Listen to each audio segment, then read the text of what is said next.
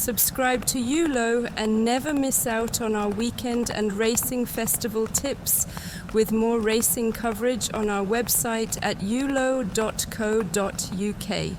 Here we go for the very best day of flat racing in all of Europe as we head towards the biggest one of them all, the Prix de l'Arc de Triomphe. It is going to be a fantastic renewal this year after Aidan O'Brien's City of Troy didn't declare, along with William Haggas's Economics, who goes for the Champion Stakes at Ascot later this month. More on the feature later on. Sunday's Nap lines up in the Prix de l'Abeille. Archie Watson's Bradsell has returned an even better model this term and should justify favouritism to land the Prix de l'Abeille. This Tasleet colt has already notched up 2 Group 1 wins this season, taking the Nunthorpe at York and then the Flying 5 at the Curragh. George Bowie's Believing has come off second best to Bradsell in both of those hot sprints, so once again rates the main danger in a race dominated by raiders from England and Ireland. Richard Hughes, improving no half measures, looks the best of the rest, but Bradsell is the one to follow. Our next best goes to post in the Prix de la Foret. Rafe Beckett's Grand Servant showed he's as good as ever when landing the Park Stakes at Doncaster 3 weeks ago and is taken to go in again. He won this in 2022 and was runner-up last year to Kalina by just half a length. However, the French team hold a strong hand here, with the front-running tribalist sure to take things along at a clip, while Ramatuella is a classy opponent and gets a 6-pound pull over Kinross. Carl Burke has been outstanding with his sprinters this year, so Poet Master has to make the short list, while William Haggas's Tiberflow and last year's winner, Kalina, look super each-way value. Kinross to prove there's still enough in the tank for more Group 1 honours. Earlier on in the Prix Marcel Boussac, Francis-Henri Graffard's Zarigana is all the rage to take this filly's Group 1.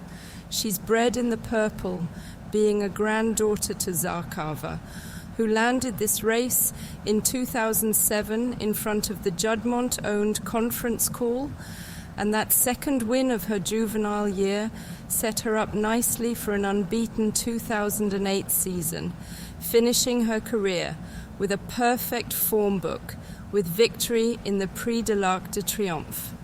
Zarigana looks in every way just as exciting and probably has too much pace for Aidan O'Brien's Bedtime Story and Ollie Sangster's Simmering. First blood to France on Arc Day. Next up, the second of the Group 1s can go to Ireland with Aidan O'Brien's Henri Matisse, who only found Scorthy Champ too good in the national stakes at the Curragh last month. This Wooten Bassett colt had been unbeaten in 3 starts before that Group 1 assignment, and only went down by 3/4 of a length to Joseph O'Brien's winner, but with a cleaner break from the stalls, can make his presence felt. Raced solely on good ground at Irish headquarters, this will be a new experience, but Ryan Moore is in the saddle to get the job done. John and Thady Gosden's Field of Gold has been well supported in the anti-post markets, so gets a mention, while Home Hopes Misunderstood and Uketo are decent each-way chances. Now for the big one. With City of Troy heading stateside for the Breeders' Cup meeting, this year's arc has been thrown wide open. There's plenty of statistics to bear in mind when making your selection for Europe's richest flat race, not least the recent record of 3-year-olds, and fillies and mares having plenty of notable successes, while low-drawn stalls have the potential to be the biggest factor.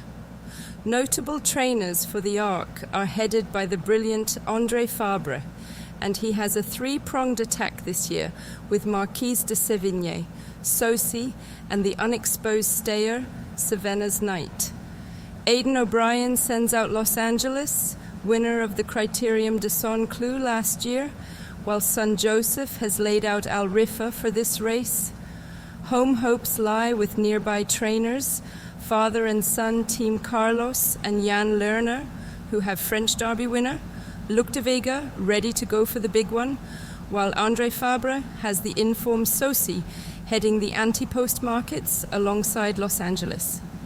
His second string, Marquise de Sévigné, has all but ruined her chances with a draw in stall 16, but although she's never run this far, she always seems to find enough to get over the line in front and has won 4 on the bounce this season, including 3 Group 1s. She makes a fascinating each-way angle as she tends to be dropped in at the rear of the pack before making her move late on. And if the race opens up for her, Marquise de Sévigné could be a surprise winner. In the final analysis, though, Luc de Vega, Alrifa and Sosi should all be in the mix from decent draws, while Marquise de Sévigné is our each-way gamble. Elsewhere on the card, look out for Friendly Soul.